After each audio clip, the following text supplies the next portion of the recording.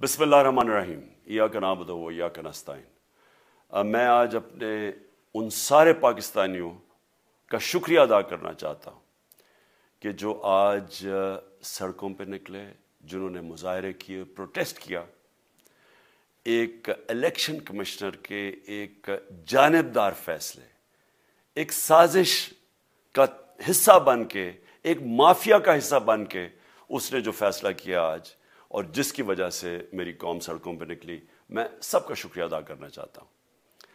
پہلے تو میں اپنی قوم کے سامنے یہ رکھنا چاہتا ہوں یہ کیا فیصلہ ہے، یعنی یہ توشہ خانہ کیا چیز ہے۔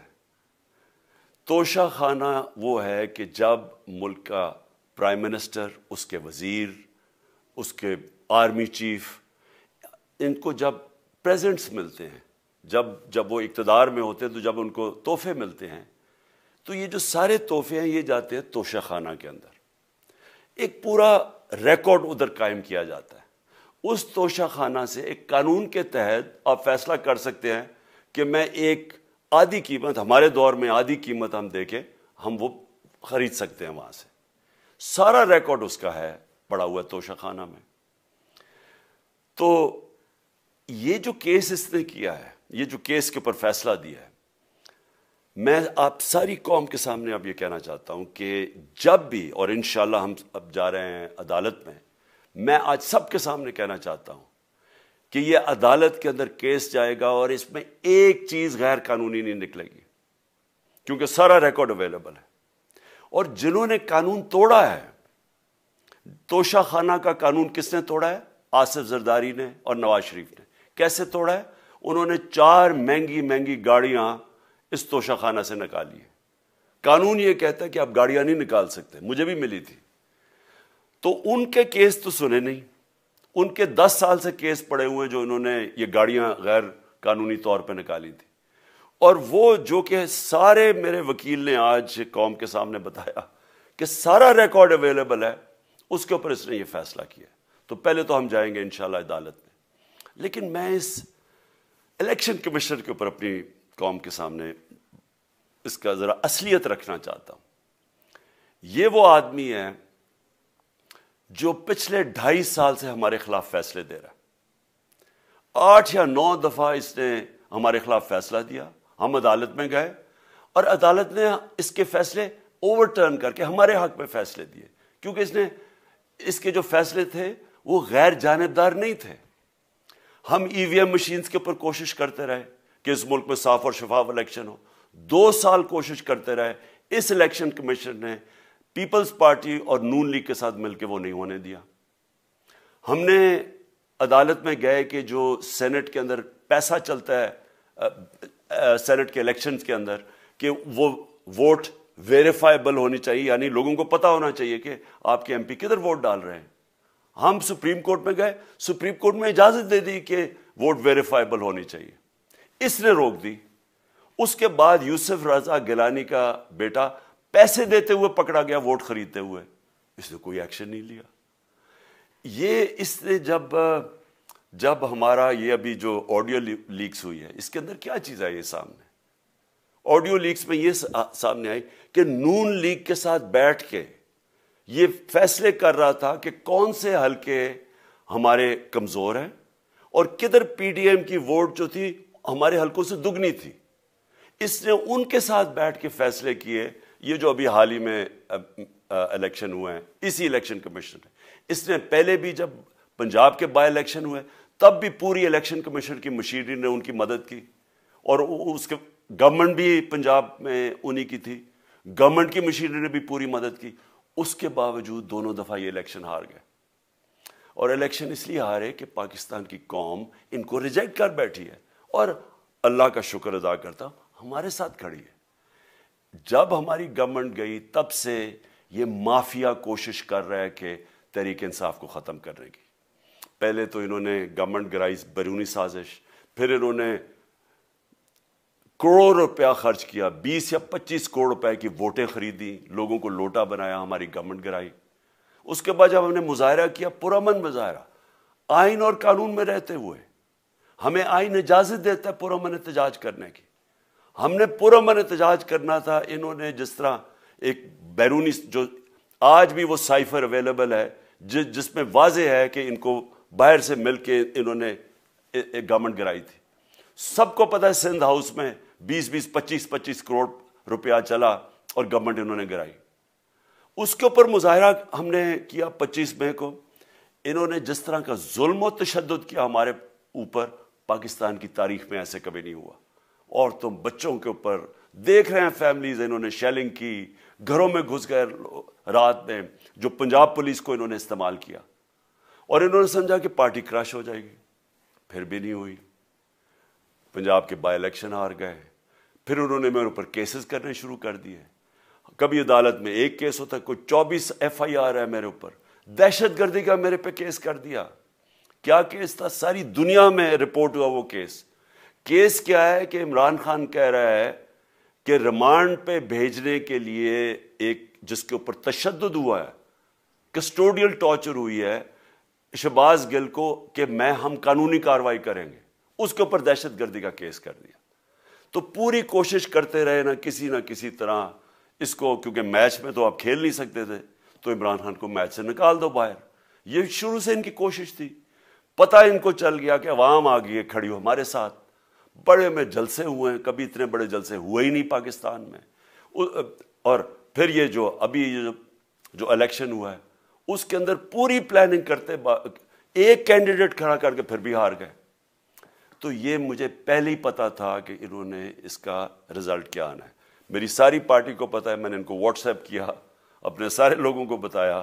مجھے کل رات میں نے سب کو بتا دیا کہ اس نے ڈسکوالیفائی کرنا ہے, کیونکہ یہ اس سازش کا حصہ ہے, یہ مافیا کا حصہ ہے. اور مافیا کیا کوشش کر رہی ہے, یہ ذرا ساری قوم سن لو. جو پاکستان کی سب سے بڑی پارٹی ہے, جو فیڈرل پارٹی ہے, باقی پارٹیز تو اب صوبائی پارٹیز رہ گئی ہیں, چھوٹی سکڑ کے ہو گئی ہیں فیملی پارٹیز. جو سارے ملک کے اندر ایک فیڈرل پارٹی ہے, اس کو ختم کرنے کی کوشش کر رہے ہیں. اور یہ میں پھر سے اس ملک کی تکلیف دے جو ہمارا تاریخ کا حصہ تھا, جب ایسٹ پاکستان ہمارے سے علیحدہ ہوا, کیا ہوا تھا؟ جو پارٹی کو سب سے بڑا مینڈیٹ ملا اسی پارٹی کو ختم کرنے کی کوشش کی. ملک کا جو ہوا وہ تاریخ کا حصہ ہے. یہ پھر کوشش کر رہے ہیں کہ ایک پارٹی جو ساری فیڈریشن کو اکٹھا رکھ سکتی ہے, اسی پارٹی کو ختم کرنے کی کوشش کر رہے ہیں کہ جناب عمران خان کو کسی طرح ڈسکوالیفائی کریں اور پھر الیکشن ہو. اور پھر مجھے اور نواز شریف کو ایک ہی طرح دکھایا جا رہا ہے کہ اچھا جی عمران خان بھی ڈسکوالیفائی ہو گیا تو نواز شریف بھی ہو گیا. نواز شریف اس ملک کا بڑا مجرم ہے. 30 سال سے چوری کر رہا ہے اس ملک کا پیسہ باہر. بڑے بڑے محلات ہیں اس کے اور اس کے بچوں کے باہر. ایک رسید نہیں دکھا سکتا کہ پیسہ کدھر سے آیا. میں نے کرکٹ کھیلتا تھا تو میں نے ایک فلیٹ خریدا. میں تو پبلک آفس ہولڈر بھی نہیں تھا. 34-35 سال پہلے میں نے فلیٹ خریدا جب کرکٹ کھیلتا تھا. اس کے باوجود میں نے 8 مہینے عدالت کے اندر ایک ایک رسید بتائی کہ مجھے کدھر سے انکم آئی, کدھر سے آمدنی آئی, اور باہر سے حلال کے پیسے کی میں نے جو خرچہ جو خریدا فلیٹ, اس کو جب بیچا بینک کے تھرو پاکستان میں پیسہ لے کے آیا, اپنے ملک میں پیسہ لے کے آیا. اس کی بھی منی ٹریل تھی. عدالت نے مجھے صادق اور امین کا, اور مجھے مقابلہ اس آدمی سے کر رہے ہیں جو اربوں روپے کی پراپرٹیز لے کے بیٹھا ہوا ہے. کبھی کوئی جھوٹ بولتا ہے کہ جی مجھے قطری کھاد کے جی قطری نے پیسے دے دیے, کبھی وہ کہتا ہے یہ ہیں وہ ذرائع, وہ فیل ہو جاتا ہے. وہ بیٹی کہتی ہے میرے لندن تو چھوڑو پاکستان میں کوئی پراپرٹی نہیں ہے, اور پھر پراپرٹی نکلا. یعنی جو بتا ہی نہیں سکتے کہ اس ملک سے باہر اربوں روپے کی پراپرٹیز ہے, اور اس کو اور میرے ساتھ کر رہے ہیں کہ جی آپ دونوں ڈسکوالیفائی ہو گئے. اور جو سب سے شرمناک چیز کیا ہے کہ جس آدمی کی ساری پراپرٹی سب پاکستان سب ڈکلیئرڈ اپنے نام پہ, اس کو ڈسکوالیفائی کر رہے ہیں, اور یعنی میچ سے باہر رکھنے کی کوشش کر رہے ہیں. اور کن کو اس ملک میں بچایا جا رہا ہے؟ اس ملک کے بڑے بڑے مجرم جن کے اوپر اربوں روپے کے کیسز ہیں, وہ آ کے پہلے تو ان کو سازش کے تحت ملک پہ بٹھایا جاتا ہے, پھر وہ قانون اسمبلی میں بیٹھ کے نیب کا قانون چینج کرتے ہیں اور 1100 ارب روپے اپنا معاف کروا لیتے ہیں.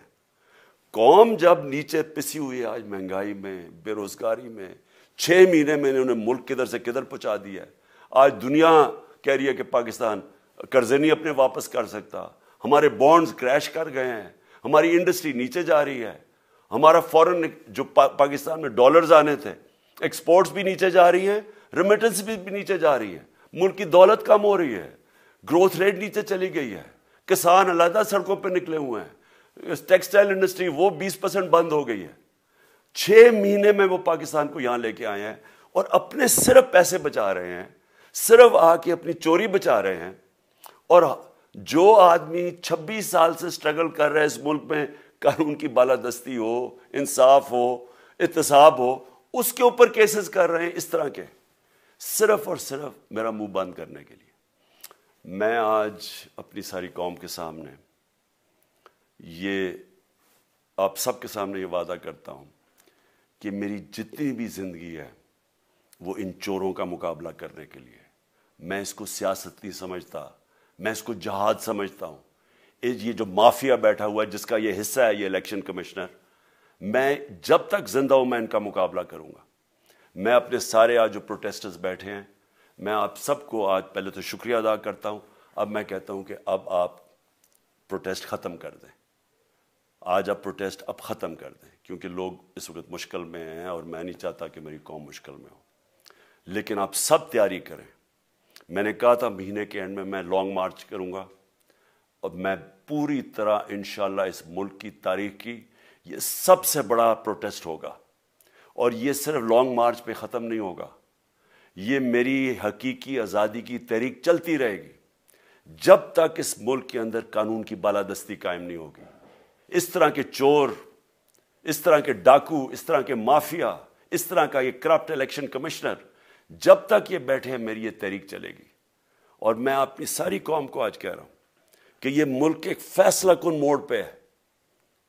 اگر ہم جو اللہ کا حکم ہے کہ ظلم اور ناانصافی کے سامنے کھڑے ہو، جہاد کرو، اللہ کا حکم ہے امر بالمعروف، اچھائی کے ساتھ کھڑے ہو اور اس طرح کے چوروں کے خلاف کھڑے ہو، جب تک ہم قوم اس فیصلہ کن وقت پہ اب جدوجہد کرنے کے لیے تیاری نہیں کریں گے، ہم ان چوروں سے اپنی جان نہیں چھڑا سکیں گے. جہاد اللہ نے ہمارے پہ فرض اس لیے کیا ہے کہ جب ہم ظلم کا مقابلہ کرتے ہیں اپنی بہتری کرتے ہیں، ظلم کم ہو جاتا ہے. جب ہم اس طرح کی ناانصافی اور ظلم کے سامنے سر جھکاتے ہیں ہماری معاشرہ تباہ ہو جاتا ہے. جب معاشرہ اچھے اور برے کی تمیز ختم کرتا ہے، یہ چور جا کے ملک کا فیصلہ کرتے ہیں، وہ معاشرہ کو تباہ کر دیتے ہیں. ہم آج اس فیصلہ کن وقت پہ کھڑے ہیں. میں آپ کو کال دوں گا، پھر سے میں آپ کو کہوں، اور انشاءاللہ اس ملک کی تاریخ کی یہ سب سے بڑا مظاہرہ ہوگا، یہ سب سے بڑی پروٹیسٹ موومنٹ ہوگی، اور یہ رکے گی نہیں. اب یہ جب تک ہم اس ملک کو حقیقی طور پہ آزاد نہیں کرتے، یہ میری پروٹیسٹ موومنٹ اب چلتی رہے گی. پاکستان زندہ باد.